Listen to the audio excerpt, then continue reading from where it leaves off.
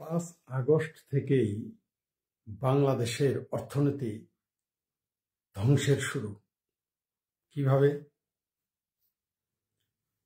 এই 24 সালের 5ই আগস্টে শুধুমাত্র একটি সরকারেরই পতন ঘটে নাই, বাংলাদেশের অর্থনীতি শুধু পতনই ঘটতেছে না, ধ্বংসের দিকে যাচ্ছে। আমাদের বুদ্ধিজীবীরা, আমাদের বামপন্থীরা, সাংবাদিকেরা এবং যারা এই সরকার আওয়ামী লীগ সরকারের বিরোধিতাকারী যারা ছিলেন, তারা যত লম্বা লম্বাই কথা বলেন না কেন, বাংলাদেশের অর্থনীতি কিন্তু ধ্বংসের মুখে। আপনি এটাকে খুব সহজে দাঁড় করাতে পারবেন না। আওয়ামী লীগ দুর্নীতিবাদ ছিল, স্বৈরা শাসক ছিল, ধরে নিলাম আপনাদের কথা সবই সত্য, সর্বাংশেই সত্য, আমি ধরে নিলাম। কম বেশি ছিল, কিন্তু ধরে নিলাম আপনাদের কথা সর্বাংশেই সত্য। ও কথার মাঝে আরেকটি কথা বলে নেই, আমার এই ফেসবুক লাইভটি এটা মুক্ত গল্প, ধর্মই অধর্ম এবং ভয়েস অফ অ্যাথিস্টে যাবে। আপনারা ফেসবুকে যে কেউ শেয়ার করতে পারেন, ইউটিউবে শেয়ার করতে গেলে অবশ্যই অনুমতি নিতে হবে। ধন্যবাদ আপনাদের। যা বলছিলাম, বাংলাদেশের অর্থনীতিকে এতদিন আমি নিজেও এটাকে শুধু একটি সরকার পতন আন্দোলন হিসেবেই দেখলাম, একটি সরকারের উচ্ছেদ হিসেবে দেখেছিলাম। কিন্তু মাসখানেক যাবৎ আমি খুব গভীরভাবে লক্ষ্য করলাম, আসলে সেই 5ই আগস্টে কেবল বাংলাদেশের একটি মুক্তিযুদ্ধের পক্ষের সরকারকেই উচ্ছেদ করা হয়নি, মূলত একটা দেশের অর্থনীতিকে ধ্বংস করে দেওয়া হয়েছে। কিভাবে? আমি সেটা আপনাদের সাথে আলোচনা করতেছি। যদি ভুল হয় আপনারা বলবেন, আর যদি আমার আলোচনা সঠিক হয় তাহলে এর প্রতিকার কি, এর বিকল্প কি, বা আমাদের কি করা উচিত সেটাও আমরা সম্মিলিতভাবে বের করার চেষ্টা করব অন্য সময়।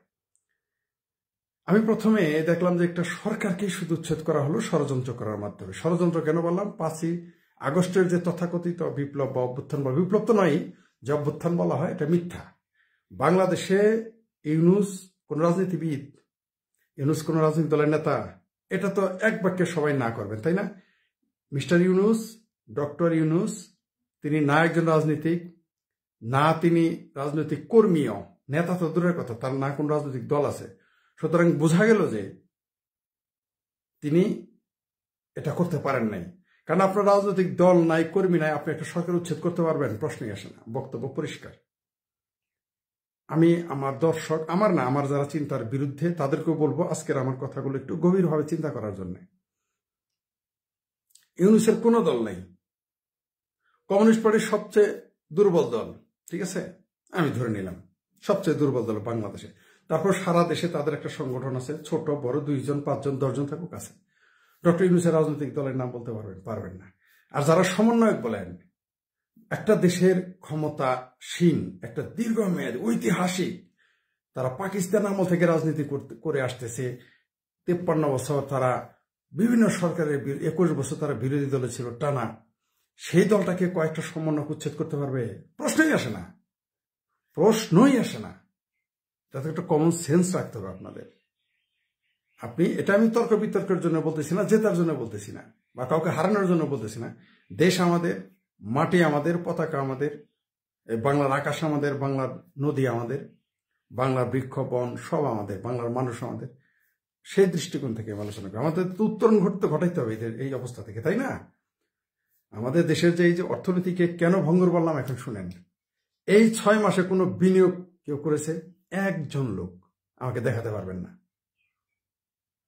একজন লোকও বাংলাদেশে কেউ বিনিয়োগ করে নাই। ইভেন বিদেশি কোম্পানিকে এই দেশে খনিজ সম্পদ অনুসন্ধানের জন্য টেন্ডার দেওয়া হয়েছিল, তারা সেই টেন্ডারে অংশগ্রহণই করেনি। বিনিয়োগ করবে তো দূরের কথা। এগুলো কিন্তু গভীর চিন্তার বিষয়, ইয়ার কিনা। এগুলো কিন্তু ওই সমন্বয়কদের মিছিল না,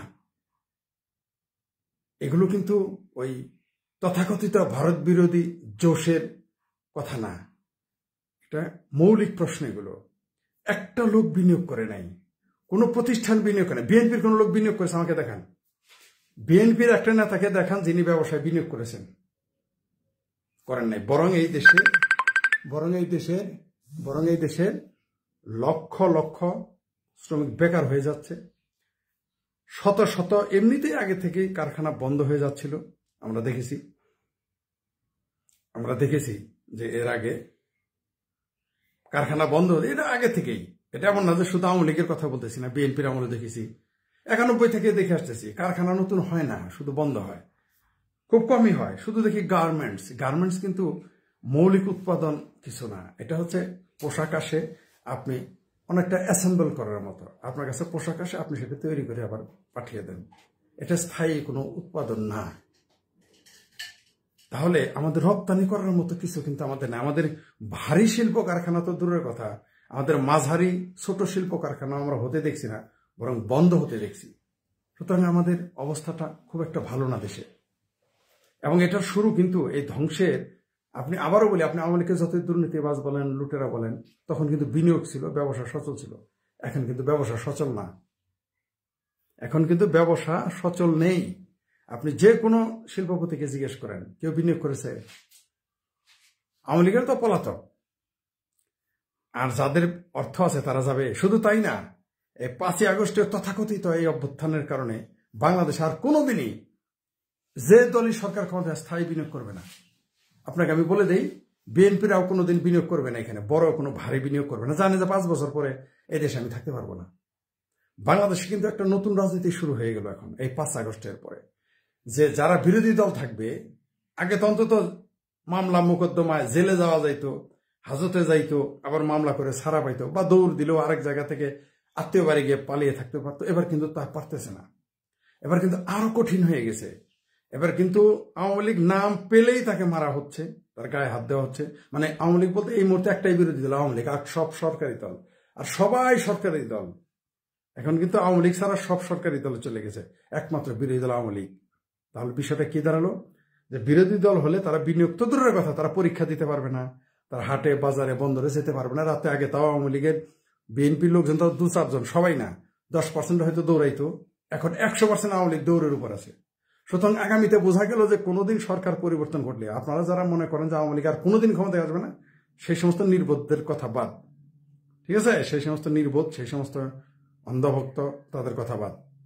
যারা সুষ্ঠু এবং সুস্থ চিন্তা করেন তাদের সাথে আলোচনা করতেছি আমি। এটা এই যে দেশে একটা, মানে এটাকে আমি অপসংস্কৃতি চালু হয়ে গেল, রাজনৈতিক অপসংস্কৃতি। কি, যে বিরোধী দল থাকবে সে ব্যবসা বাণিজ্য রাজনীতি দেশেই থাকতে পারবে না, এরকম একটা অবস্থা। কথা বলা তো দূরের কথা, কাজ করা তো দূরের কথা, পারবে না। তাহলে আগামীতে এটা কিন্তু বিএনপিরা জানে, যারা অনেক টাকার মালিক থাকবে কেউ দেশে আর বিনিয়োগ করবে না। আমি বলছি না যে শুধু বিএনপি বিনিয়োগ করবে না, তা না, বা জাতীয় পার্টির কোনো এমপি বিনিয়োগ করবে না, তা না।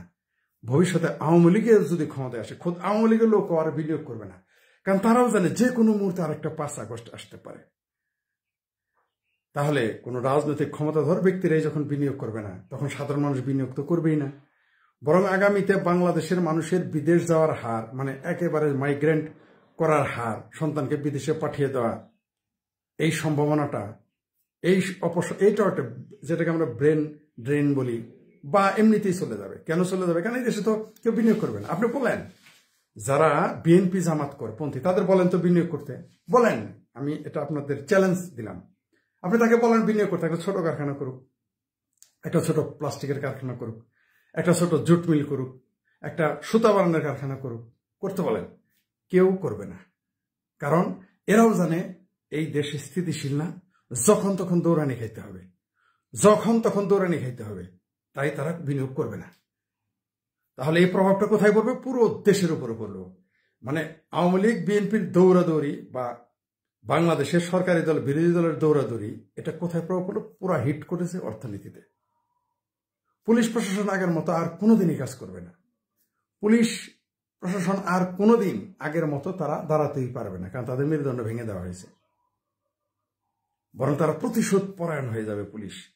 যদিও আমি চেষ্টা করতেছি যে কিভাবে বাংলাদেশের পুলিশকে অন্তত বন্ধ রাখা যায়, বাংলাদেশের জনগণের পুলিশ জানে, এই আন্দোলন আমরা খুব শীঘ্রই ডিক্লেয়ার দিয়ে আমরা নিয়মিত কার্যক্রম করবো, সেটা অন্য বিষয়। আমি মাঝখানে আরেকটা কথা বলে নেই, আমার এই ফেসবুক লাইভ ভিডিওটা, এটা যাবে ভয়েস অফ এথিস্ট, মুক্ত গল্প এবং ধর্মই অধর্ম। তাই যারা ইউটিউবার তারা এটা নেবেন না, আর নিলেও সেটা অনুমতি নিয়ে নিতে হবে। তবে ফেসবুকে শেয়ার করতে পারবেন, আপনারা ফেসবুকে এটা শেয়ার করাতে কোনো আপত্তি থাকবে না।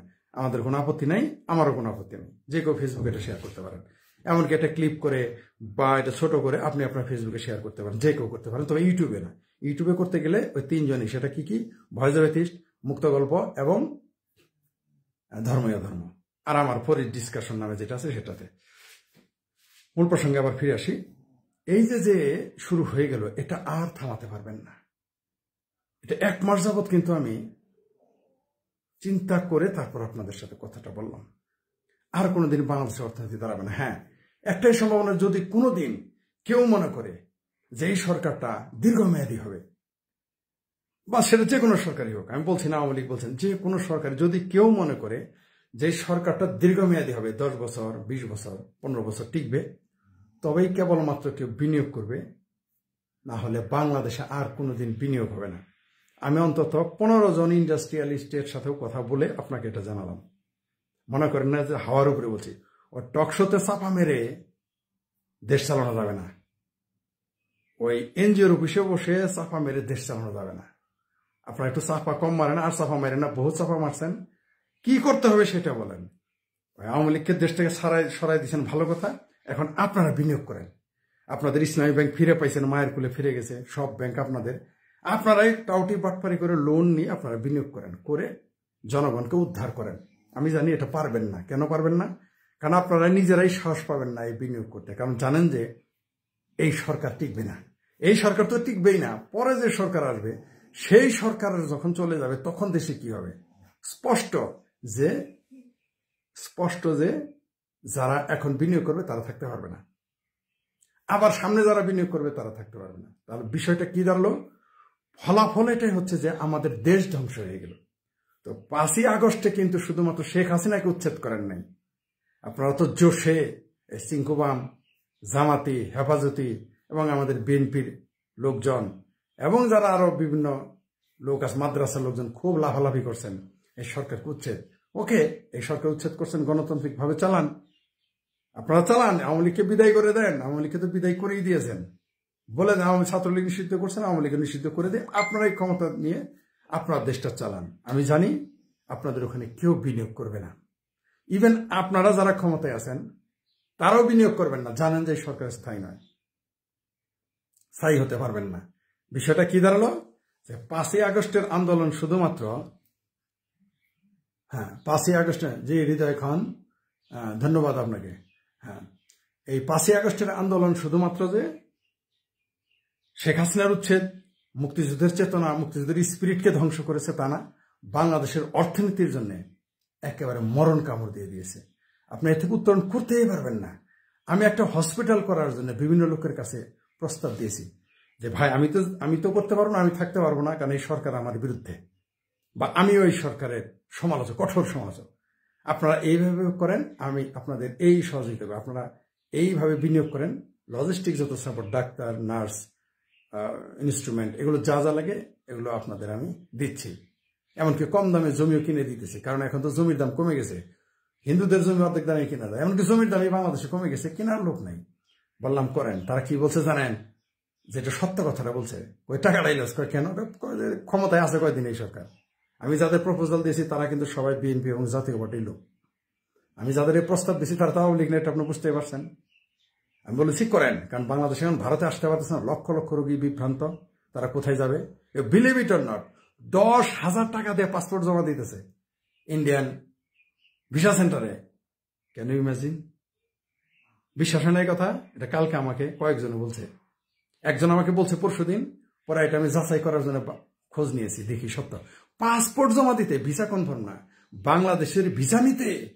তিনি আমার এই ফেসবুক, যে কয়েকজন সাথে আলাপ করছে তারা আমার ফেসবুক ফ্রেন্ড আছেন, এবং তারা এই কথা আমার হয় এখন শুনতেছেন, নয় পরে শুনবেন। তারাই আমাকে বলছে যে 10,000 টাকা করে শুধু পাসপোর্ট জমা দিতে, মানে এখন নাকি নতুন নিয়ম, পাসপোর্ট জমা দেওয়ার সিস্টেম কি কি নতুন নিয়ম বদলে গেছে, ভারতীয় ভিসা নেওয়ার সিস্টেম। আমি অবাক হয়ে গেলাম। আমি বললাম যে একটা হসপিটাল করেন অ্যাজ সুন অ্যাজ পসিবল। শেষে একজনকে প্রস্তাব দিলাম, আচ্ছা বড় না করলেন, একটা ভ্রাম্যমান হসপিটাল করেন। ভ্রাম্যমান, বড় ট্রাকে বা বড় রেলের বগিতে কয়েকটা রেলই নিয়ে আমি তাদের প্রপোজাল দিলাম যে রেলের বগি আপনাকে ফ্রি দিবে। আমি সেই আলাপ করলাম। আমি এমনও বলছি, আপনাকে আমি ট্রাক নিয়ে দিতে, আপনি যতগুলো ট্রাক চান, আমি নাম বললাম না, যে একজনকে আমি ফোন করবো, আপনাকে ট্রাক দিবে, 100% লোনে দিবে। মানে 30% হলে ভালো হয়, নাহলে 100% যদি চান, যদি আপনি মেডিকেল কিছু করেন, মেডিকেল বেসড কিছু করেন, ট্রাক আপনাকে 100% লোনে দিবে, সবগুলো আমি বলে দিব, আপনি যান। কেউ সাহস পায় না, কেউ সাহস পাচ্ছে না। কেন? 100% ভ্রাম্যমাণ চিকিৎসা সেবা দিবে, 100% লোন, তারপরও সাহস পায় না। কেন?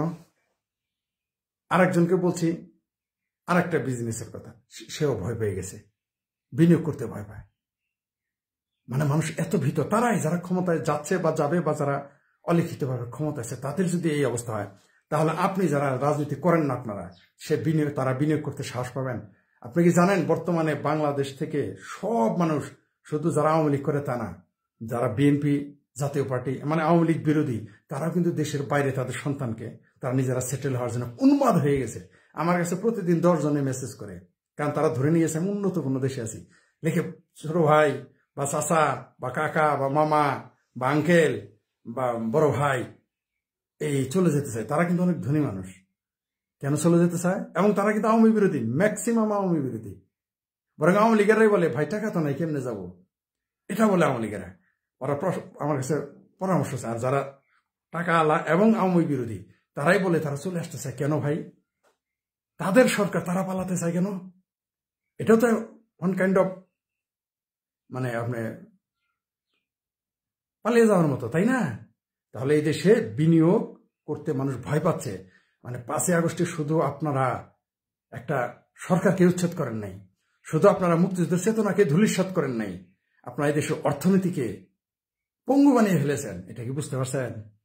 আমি চাই আমার গবেষণা, আমার অনুমান ভুল হোক, বাংলাদেশের অর্থনীতি মজবুত হোক। বহু চেষ্টা করতেছি ভাই, বহুভাবে, যেখানেই থাকি না কেন, যে অবস্থায় থাকি না কেন, দেশে থাকি বিদেশে থাকি, দেশের প্রতি তো একটা টান আছে। বরং যারা 30 বছর আগে গেছে, 40 বছর আগে দেশ ছেড়ে চলে আসছে, তাদেরও দেখেছি আমি বাংলাদেশের প্রতি টান আছে। এমনকি যারা নাগরিকত্ব ছেড়ে দিয়েছে বাংলাদেশের, আমি তাদের সাথে কথা বলে দেখেছি, তাদেরও বাংলাদেশের জন্য প্রাণ জ্বলে। কিন্তু কিছু করার নাই। বাংলাদেশের আইন আগেও যে খুব ভালো ছিল তা না, এখন ধ্বংস হয়ে গেছে। আইন শৃঙ্খলা, সমঝোতা, ব্যবসা সব ধ্বংস হয়ে গেছে। এটা থেকে দাঁড় করানো আর সম্ভব না। বরং আগামীতে সবাই পালাতে চাইবে, সবাই বিদেশে বিনিয়োগ করবে। আপনাকে ডেকে ডেকে নিয়ে সেকেন্ড হোম করতে হবে না, তারা এমনিই চলে যাবে, মানে ভয়েই চলে যাবে। আর থাকে যেমন হিন্দুদের বলেন না যে এক পা ভারতে থাকে, মানে ভারতে চলে যায় তারা, বাংলাদেশের লোকজন চলে যাবে, থাকবে না। তারা যার সামর্থ্য আছে, যারা থাকবে তাদের হয় সামর্থ্য নাই, না হয় সুযোগ নাই, একজনও আর থাকবে না। কারণ বাংলাদেশের 5 তারিখে বাংলাদেশের অর্থনীতিকে মানে জানাজা হয়ে গেছে, এখন শুধু কবর দেওয়া বাকি। বাংলাদেশের অর্থনীতি শেষ। এটা আমি জেনে বুঝে আলোচনা করে গবেষণা করে দায়িত্ব নিয়ে বললাম, বাংলাদেশে কোনো অর্থনীতি যদি থাকেন, দয়া করে আমাদের নতুন সিস্টেম বাতলাবেন। ওই এনজিও, সরকারের গ্রামীণ ব্যাংক দিয়ে আপনি দেশ চালাতে পারবেন না। দেশ চালাইতে গেলে, দেশের অর্থনীতিকে মজবুত করতে গেলে দেশের আভ্যন্তরেই কিছু করতে হবে। আবারও আরেকটা কথা বলে নেই, আমার এই বক্তব্য ভয়েস অব এথিস্ট, মুক্ত গল্প এবং ধর্মীয় অধর্মতে যাবে অথবা ফরেস্ট ডিসকাশনে যাবে। যে কেউ এটাকে ফেসবুকে শেয়ার করতে পারেন, কপি করে ডাউনলোড করে ছাড়তে পারেন, তো ইউটিউবে অনুমতি লাগবে। ধন্যবাদ সকলকে।